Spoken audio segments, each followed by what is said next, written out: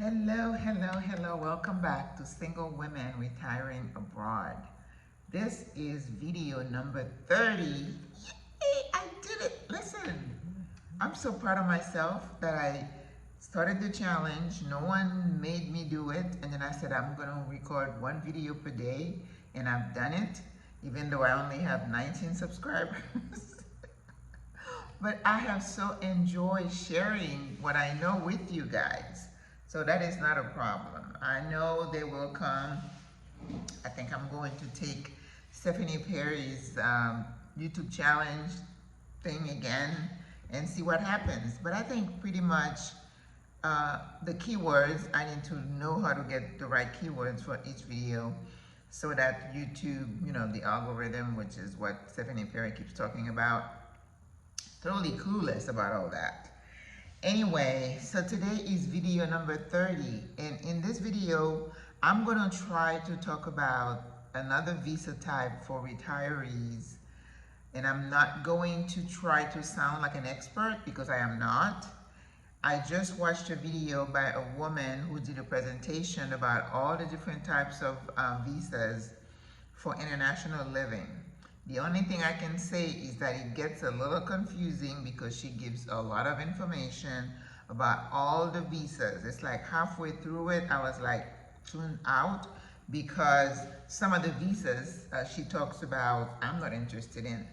Remember, single women retiring abroad, some of those visas may apply to some younger women, because if you recall, in one of the earlier videos, we talked about the origins of the word retirement.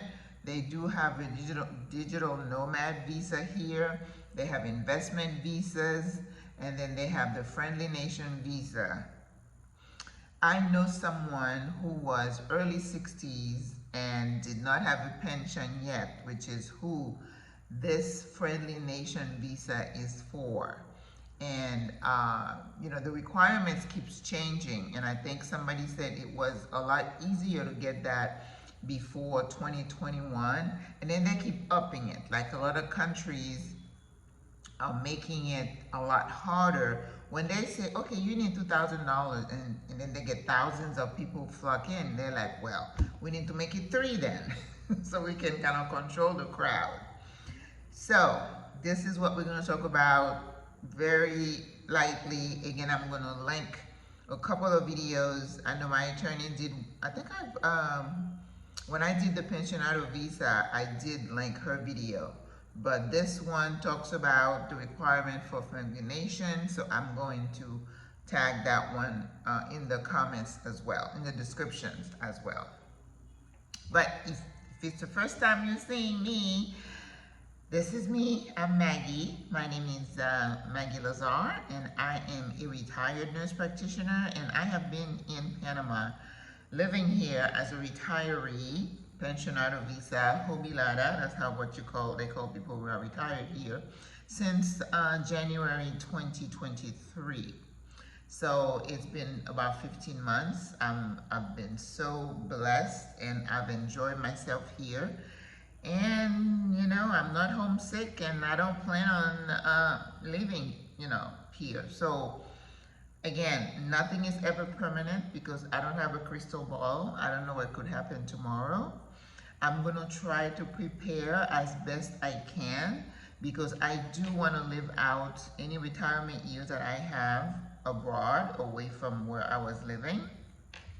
And Panama, like somebody said yesterday, checks all the boxes. And I was out today just leisurely. I had the mall, took care of my business. And that's what you do when you're retired, and you can do that here. You just relax and you slow down, and it's really nice, really, really nice. And I don't feel like I'm cooped up in my house like I was when I was in Florida. Here, I'm free. I can go anywhere, right? Okay. So this is what we're going to talk about. So before we do that, please remember to click these little buttons at the bottom. Like the video, share it, and subscribe. And hopefully you are enjoying this content and that you can share it with somebody. Save it to your own playlist and listen to them. And I created 3 playlists. And of course, Retire in Panama, one of the playlists, has a lot more videos than Life in Panama, which is after this 30th video, what we're going to talk about, you know, banking, transportation, finding housing, medical, you know, all the stuff that living here entails. In fact, one of our lady friends from our group is on a plane coming to Panama today, and she's like, I have questions. I say, okay, when you get home, just, you know, go to sleep, get something to eat, and we can talk about stuff later on. So just relax, okay? So the most popular visa for retirees here is a Pensionado visa. And the only thing the Panamanian government asks is that you are receiving Social Security or a pension. They want to know that you have a way to support yourselves. So either or, it doesn't matter what your age is. What matters is how old you are, because to get the Pensionado visa discount, you have to be a woman, 55 or over, and if you're a man, 60 or over. So let's say you retire at 30 and you got the Pensionado visa, you may not get the discount, okay? The discounts are like for old people like myself. I am attaching a list of the discounts, and also I'm attaching a list of the protected profession, because, you know, one of the type of visas that you get here is a professional visa, which say, you know, I'm a doctor, can I apply for residency based on my degree? Unfortunately, no. All medical legal professions are protected, meaning the government says only Panamanian citizens can work in those areas. Last night I met a lady whose parents, she got a parent who's Jamaican, a parent who is Panamanian. She can get citizenship and then she can work as a nurse, but yours truly could not, okay? Which is a good thing. You know, you want to protect the citizenry, you want to protect your people, but we could not do that. And the reason I mentioned that is that, yeah, that is a type of visa you can get based on your profession. The list is long, so I don't know what is not protected here. Someone asked last night, I was at a meeting, and they said, how about being a chef? And chefing or a chef as a profession is not protected. Maybe I can get a job. But because I have a Pensionado visa, I could not get a job here in Panama because I'd have to get a work permit. And who wants to do that? Like a full-time job? No. Anyway, so the Pensionado visa is the most popular one. You just need to show the income, $1,000 a month from Social Security or a pension. If you're a couple, you only have to add $250 more per month, and for each dependent, if you're coming with children and disabled children, etc., etc. So we talked about, you know, it takes, you do all your paperwork, you need an attorney. I mentioned that to you, don't try to do it alone. And then you get a temporary card, and then you, between 4 to 6 months, I think mine was like 5 months, you get a call or an email that says, we have an appointment for you for your permanent, then you go back, you come back here and get your permanent residency.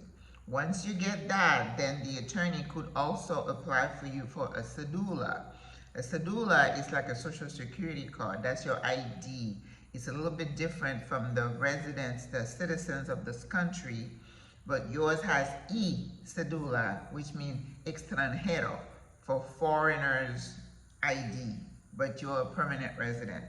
You know, I found out too that your permanent residency card doesn't have an expiration date.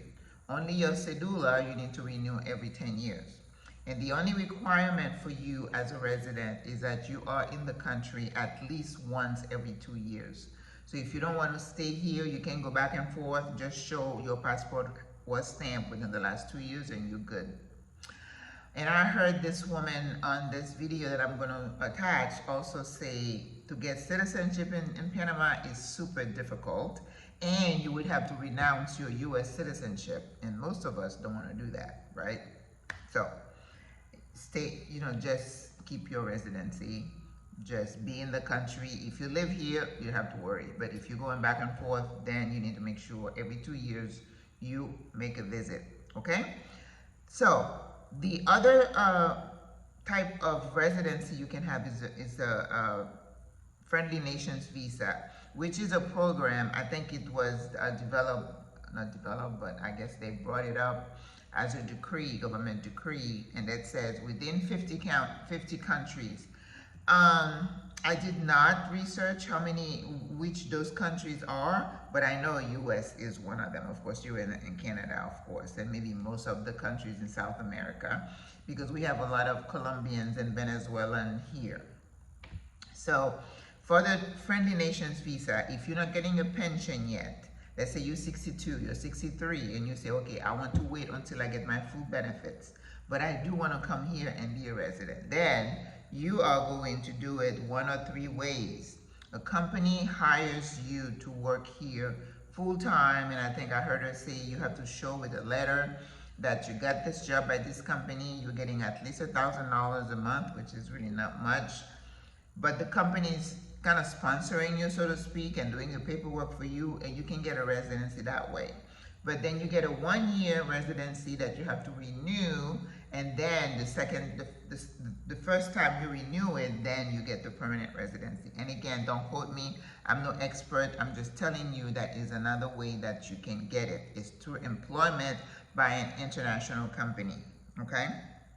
And then, I don't know, I wonder if a company, a local company would hire you, which is probably not, because again, protected professions. The second way you can get the Friendly Nation visa is to buy real estate in Panama of a value of 200K or more. You can get an apartment, you get a condo, you can buy a house, real estate, okay? And the third way is for you to, let's go back to the first option. Company hired you, or you can start a corporation here and then the corporation hires you. Okay, so those are the two ways for the first option. Second option, you buy real estate for 200K USD, and the third option is that you're putting $200,000 in a Panamanian bank for a long term, a minimum of 3 years, even though you're gonna get the interest on that, but that's what they ask, and then they'll give you a permanent residency card. So let's say you're close to retirement, but you're not full 65 or 67. Maybe you could do this for a couple of years or 3 years until you get, the pensionado, and you can show that you have the $1,000 a month. Okay, so they say that the Friendly Nation requirement is the same. You have your passport and you do your police report. Of course, you have to show ID and all that. So that is not a big deal. So I don't want to go into the other options for how you can get residency.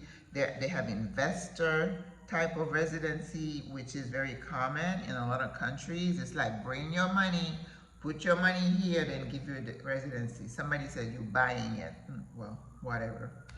The same lady mentioned that if somebody wanted to get a quick residency, but they didn't want to go to Pensionado or Friendly Nations, then they just gonna have to show a lot more money, and then they can get a residency card. And again, I'm not gonna go into all that.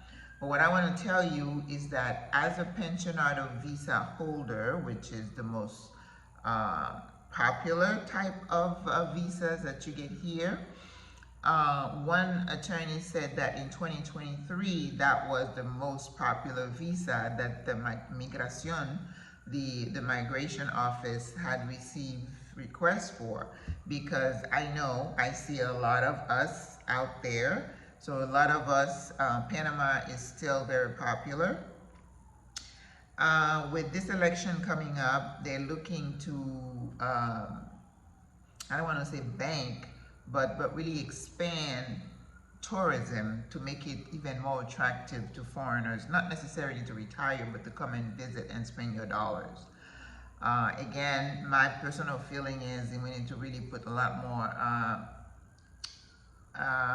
effort into education, infrastructure, agriculture, because you want to, what's the word that we use? You don't want to put all your eggs in one basket. You want to spread it around a little bit so that if one sector is affected, then it doesn't really cause a lot of damage to the country. But some of the benefits that you get as a pensionado visa holder are really, really cool. If you want to renew your passport, you're going to get 50% off of that. Where did I put that? Okay, I thought I had it on, maybe it's, yes, it was in Microsoft Word. When you import your car or your furniture or everything else some people want to bring, you don't pay any taxes over it because you're holding that Pensionado Visa card, your residency card. Utilities, when you go to apply for utilities, you know, for electric, for telephone, whatever, you get 25% off. I'm getting 25% off. But you have to ask for it. You know, people are not gonna, even when I asked for it, I went into the office and the owner of the place went with me, did all the paperwork. First bill came, I didn't have it in there. So I had to go back by myself and say, hey, I need my Pensionado Visa. When you go to a restaurant, most restaurants, you get, I get a glare in my glasses and I'm having a hard time. 25% off your bill. And some restaurants really are not, you know, forthcoming, so you have to ask for it. This lady friend said she went home to the US and she said she whipped out her card. She's like, I want my Pensionado. I'm like, you forgot where you were. She said, yeah, ask for my discount. You get discount on hotels and Airbnbs. You get discounts on medication, hospital, dental services, optometrists, when you get prostheses. You get like 1% off of the interest if you buy a house. I mean, that's a lot, right? A whole 1%. If you go to the movies, you go to sports games, you get a discount. So this is a really good visa program, and of course they are trying to get more people to retire here. And like I said, we're consumers. We're just buying and using services. We're not taking anything from this country at all. We're just consumers. So this is really good because they do the level 2 background check, so they know they're getting, you know, decent people in here. So I think it's a good program. And there is also an agency you can call if a company or a business refuses to give you that discount. They can get penalized for that. You may have to show your cedula, your ID card, and some of them make you fill out a form. But for that, it's not a big deal. So if you are applying for the Pensionado Visa, you are applying for the most popular type of visa, and this is the one I can talk to the most. So if you have friendly nation visa question type question, I can link the name of the attorney. You can just schedule a call and ask more questions about that. But watch also the video that I'm going to attach, because this woman did a good job of it, and you know, and there are other videos you can watch, of course. So I finished my 30-day challenge. I am so proud of myself. It's quite an accomplishment. I have a lot of other videos again about life in Panama that I'm going to be doing. I don't think I'm going to run out of topics for a long time, but I'm going to go back to about once a week. I'm going to plan on dropping the video on Friday, so I'll do it on Thursday. But I am also in the market for a video editor, somebody who can make those videos look a lot nicer, and work on the thumbnail, because I am not a graphic artist. I know it doesn't look as good as it should, but all that gets involved into whether your video gets seen, watched, okay? And I think my goal would be to get to about 1,000 subscribers. I don't think I would want more than that. 150,000, hey, that is just way too much. Again, I'm retired. I don't want to stress myself out. People sending me nasty comments. I'm here to just help you out, and I don't want to deal with all that. I really don't. So Thanks for watching. I hope you enjoy the video. Like, subscribe, share. Don't forget to do that. And I'll see you in the next video. Au revoir, à la prochaine. Bye bye.